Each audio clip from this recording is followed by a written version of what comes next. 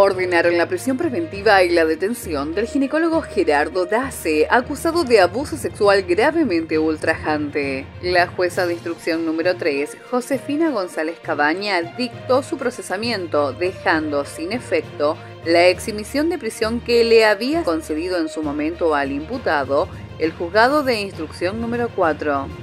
La medida dictada por la jueza González Cabaña todavía puede ser apelada en instancias superiores. El delito que se denuncia ocurrió el día 26 de mayo de 2021 en el consultorio de Dace. Allí, una joven de 20 años asistió a una consulta con el médico y se habría producido el abuso. González Cabañas, en su fallo, aplicó la perspectiva de género en la definición de violencia contra la mujer ante el tipo de agresión sexual descrita por la víctima y ratificado por las evaluaciones psicológicas.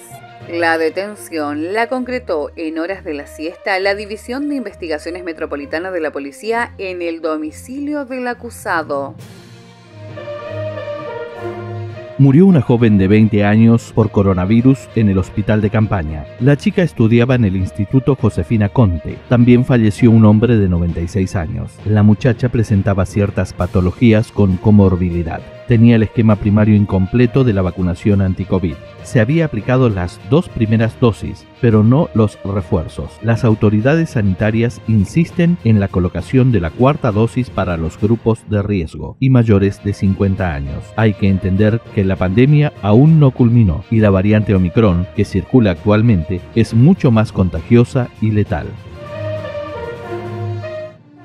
La inflación se desaceleró por segundo mes consecutivo, pero se mantuvo aún en niveles elevados al registrar un 5,1% durante mayo, desde el 6% de abril y el pico de 6,7% de marzo, según informó este martes el Instituto Nacional de Estadística y Censos, INDEC. El índice de precio al consumidor acumuló así un incremento de 29,3% en lo que va de 2022 hasta el mes pasado y alcanzó al 60,7% en los últimos 12 meses. El índice de precios al consumidor acumuló así un incremento de 29,3% en lo que va del 2022 hasta el mes pasado y alcanzó al 60,7% en los últimos 12 meses. El IPC de mayo fue impulsado por rubros como salud, 6,2% y transporte, 6,1%, mientras que a inflación núcleo, que no tiene en cuenta ni precios regulados ni estacionales, se redujo de 6,7% hasta 5,2% mensual, ante menores tasas de aumento en rubros de alimentos, restaurantes, adquisición de vehículos, entre otros. Tras el retiro del comisario general Héctor Montiel, con 44 años dentro de la institución y 65 años de edad, que para la mayoría viola la ley de personal policial, otros creen que es una decisión exclusiva del Poder Ejecutivo. La ley 2987, modificada por el decreto ley número 169 del 2001, en su artículo 46, determina claramente que la carrera policial para el personal superior tendrá una duración máxima de 30 años de servicios policiales y para el personal subalterno de 27 años de iguales servicios. Ahora surge otro caso similar al de Montiel. El actual comisario mayor, Fidel Romero, ingresó a la institución policial como agente en el año 1975, gobierno de Isabel Martínez de Perón. Posteriormente, accedió a la Escuela de Oficiales en 1977 y egresó como oficial subayudante en diciembre del año 1978,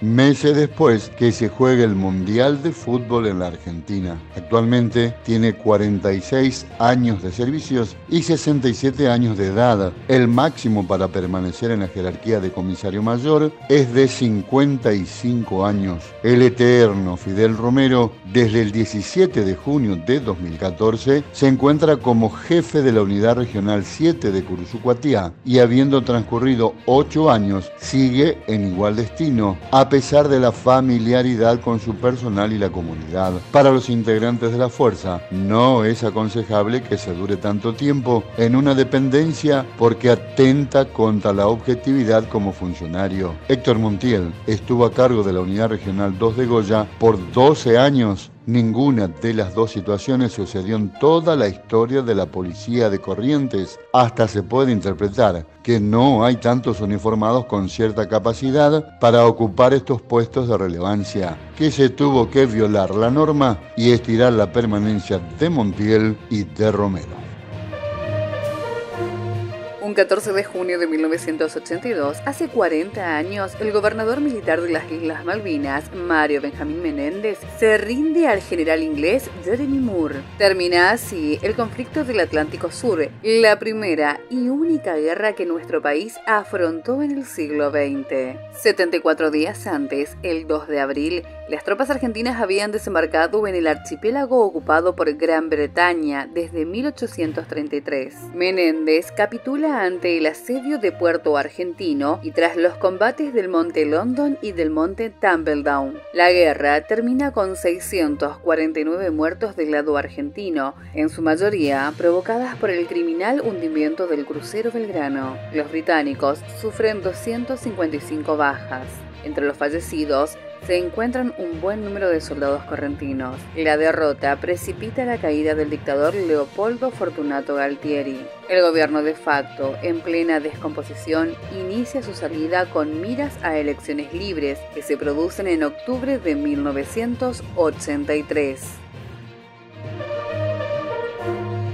Una mujer fue atacada a martillazos durante un confuso episodio por la usurpación de un terreno, mientras que uno de sus empleados fue herido con un machete. Ocurrió el lunes por la tarde en Mercedes, en la zona del paraje Tacuaral, mientras Norma Galeano tomaba imágenes de cómo había sido violentado su campo. Los atacantes le sustrajeron además su automóvil marca Peugeot. Galeano, al ingresar a su inmueble, fue interceptada por Miriam Patricia Chiruso y dos hombres, uno de ellos su hijo de nombre Ariel y el otro conocido como Puma Sisi, quienes llegaron armados con martillos y machetes, hasta donde se pudo averiguar. La víctima del ataque había ganado el pleito en los tribunales por la invasión de personas ajenas que se establecieron en su campo, pero los perdedores no solo que no acataron la resolución judicial, sino que también realizaron sucesivas amenazas de matarla. La apedrearon y la insultaron constantemente. Ayer, la mujer fue abordada por Chiruso, que le exigió a que se ponga de rodillas y pida perdón y retire todas las denuncias que les efectuó como usurpadores. Ante su negativa, fue abordada violentamente con armas blancas y herramientas con la intención de asesinarla. Todo pudo haber terminado en una verdadera masacre si no fuera por la aparición cercana de vecinos. Aunque el dato más interesante pasaría por una peculiar circunstancia. Cuando Galeano se presentó anteriormente a radicar una acusación preventiva por el vehemente acoso que sufría, la Fiscalía sostuvo que no había elementos y pruebas relevantes y que tampoco advertía cierto peligro para la denunciante. ¿Y qué hubiera pasado si se cometía el homicidio?